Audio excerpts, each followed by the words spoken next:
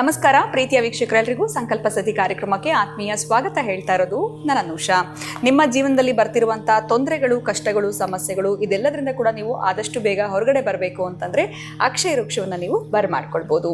ಇನ್ನು ಇದೇ ಮಾರ್ಚ್ 29ನೇ ತಾರೀಕು ಶನಿ ಬದಲಾಗ್ತಾ ಇರೋದ್ರ ಪ್ರಯುಕ್ತ ಗುರುಜಿಯವರ ಒಂದು ಮಾರ್ಗದರ್ಶನದಲ್ಲಿ ವಿಶೇಷವಾಗಿರುವಂತಹ ಶನೇಶ್ವರ ಹೋಮದ ಕಾರ್ಯಕ್ರಮ ಬಹಳ ಅದ್ದೂರಿಯಾಗಿ ನಡೀತಾ ಇದೆ. ಇದರಲ್ಲಿ ನೀವು ನಿಮ್ಮ ಕುಟುಂಬದವರು ಪ್ರತಿಯೊಬ್ಬರು ಕೂಡ ಪಾಲ್ಗೊಳ್ಬಹುದು.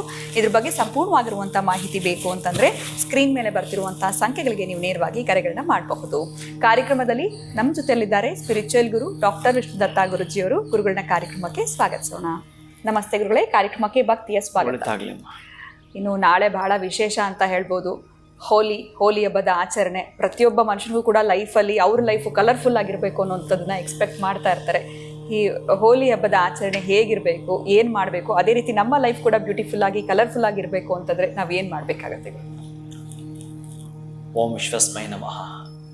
ಪ್ರೀತಿಯ ಬಂಧುಗಳೇ, ಏನು ಈ ಹೋಲಿ ಆಚರಣೆ, ಬಹುಶಃ ಏನಾದರೂ ಇದಕ್ಕೊಂದು ಪುರಾಣ ಇದೆಯಾ, ಎಲ್ಲಾದರೂ ಸ್ವಾರಸ್ಯಕರವಾಗಿ ಇದರ ಬಗ್ಗೆ ಗತ್ತು ಗಮ್ಮತ್ತು ಇದೆಯಾ ಅಂತ ನಾವೇನಾದರೂ ನೋಡ್ಲಿಕ್ಕೆ ಹೊರಟ್ರೆ, ಅದರಲ್ಲೂ ನಮ್ಮ ಉತ್ತರ ಭಾರತ ದೇಶದಲ್ಲಿ ಭಾಳ ಹೆಚ್ಚಿಗೆ ಇದನ್ನು ಮಾಡ್ತಾರೆ.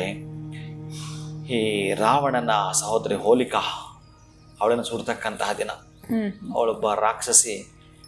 ಹಾಗಾಗಿ ಅದಕ್ಕೆ ಈ ರಾವಣನ ಕೂಡ ಹಾಗೆಲ್ಲ ಕೂಡ ಬಿಂಬಿಸಿ ಅದನ್ನು ಸುಡ್ತಾ ಬರ್ತಾರೆ.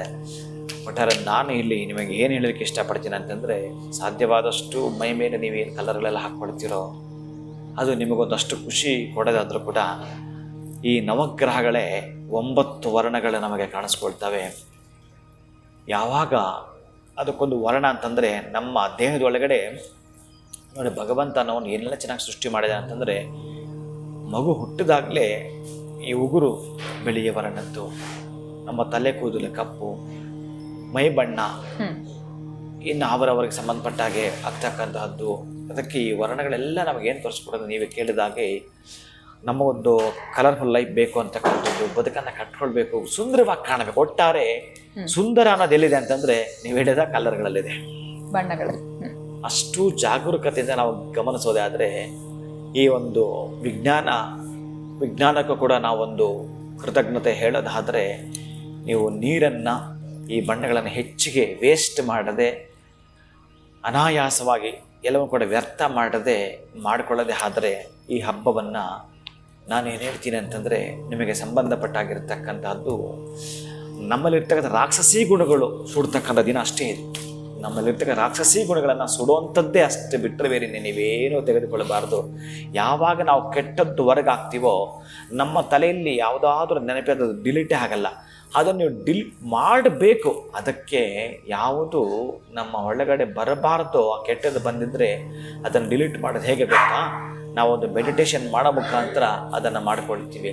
ಹಾಗೆ ಅಂತಹ ಹೋಲಿಕೆಗಳನ್ನು ಸುಟ್ಟು ನಮ್ಮ ಬದುಕಿಗೆ ಆ ಕಲರ್ನ ವೆಲ್ಕಮ್ ಮಾಡ್ಕೊಳ್ತೀವಿ ಅಂತಂದರೆ, ಎಲ್ಲಿಗಾದರೂ ಆಶ್ರಮಗಳಿಗೆ ಈ ಶಾಕಾಹಾರ ಅಂದರೆ ತರಕಾರಿಗಳು, ಈಗ ನಾನು ನಿಮಗೆ ಅದು ಕೆಲವೊಂದು ಹೇಳಬೇಕಾಗತ್ತೆ.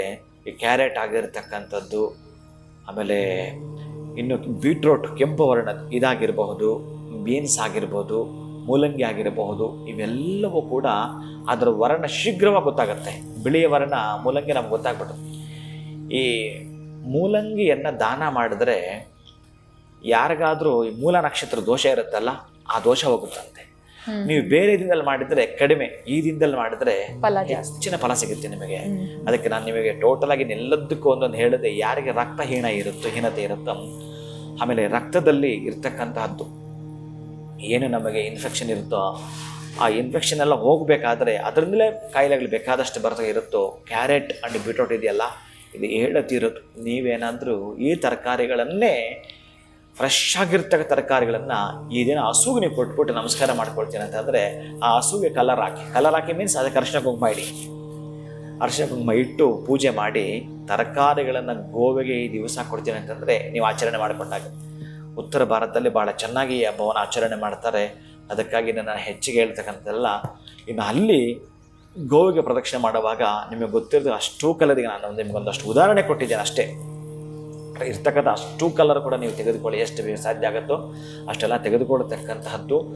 ಇನ್ನು ಇದೇ ದಿವಸ ನವಧಾನ್ಯಗಳನ್ನು ಕೂಡ ತೆಗೆದು ಬಿಟ್ಟು, ಹೇಗಿದ್ದರೂ ಕೂಡ ಬೇಸಿಗೆ ಕಾಲ, ಪಾಪ ಪಕ್ಷಿಗಳು ಮಾತಾಡ್ತಾವಂತೆ, ನಿನಗೆ ದಾಹ ಆದರೆ ನೀರು ಕುಡಿತೀಯ ಕಣಯ್ಯ, ನನಗೂ ಕೂಡ ದಾಹ ಆಗುತ್ತೆ ಕೊಡು ಅಂತ ಕೇಳುತ್ತಂತೆ, ಭಾವನಾತ್ಮಕವಾಗಿ ಕೇಳುತ್ತಂತೆ. ಅದಕ್ಕೆ ಈ ದಿವಸ ನೀವು ನವಧಾನ್ಯಗಳನ್ನು ನೆನೆಸಿ ಪ್ರಾರಂಭಿಸಿ. ನಿಮ್ಮ ಮಕ್ಕಳಿಗೆ ವಿದ್ಯೆ ಬುದ್ಧಿ ಚೆನ್ನಾಗಿ ಬರಬೇಕಾದ್ರೆ, ನೀವು ಮಾಡೋ ಕೆಲಸದಲ್ಲಿ ಅದೃಷ್ಟ ನಿಮಗೆ ಒದಗಿ ಬರಬೇಕಾದ್ರೆ ನವಧಾನ್ಯಗಳನ್ನು ನೆನೆಸಿಬಿಟ್ಟು ನಾಳೆ ಅಥವಾ ನಾಳೆದು ಯಾವತ್ತೂ ನೀವು ಹಿಡಿತಾ ಬನ್ನಿ. ಇವತ್ತು ಮಾತ್ರ ನವಧಾನ್ಯ ಖರೀದಿ ಮಾಡೋದು, ಚೆನ್ನಾಗಿ ನೆನೆಸುವಂಥದ್ದು, ನಂತರ ನದಿಗೆ ಸ್ವಲ್ಪ ಹಾಕುವಂಥದ್ದು, ಎಲ್ಲಾದರೂ ಈ ಮರ ಗಿಡ ಅಥವಾ ನಿಮ್ಮ ಮನೆಯ ಟೆರೇಸ್ ಮೇಲೆ ಇಡ್ತಕ್ಕಂತಹದ್ದು. ಇನ್ನು ಶಾಕಾಹಾರವಂತೂ, ತರಕಾರಿಗಳಂತೂ ನಿಮಗೆ ಇವತ್ತು ಸಾಧ್ಯವಾಗುತ್ತೋ, ನಾಳೆ ಸಾಧ್ಯವಾಗುತ್ತೋ, ಯಾವತ್ತೂ ನೀವು ಮಾಡ್ತೀರೋ ಅಂತಹದ್ದು ಪಡ್ಕೊಳ್ತೀರಿ.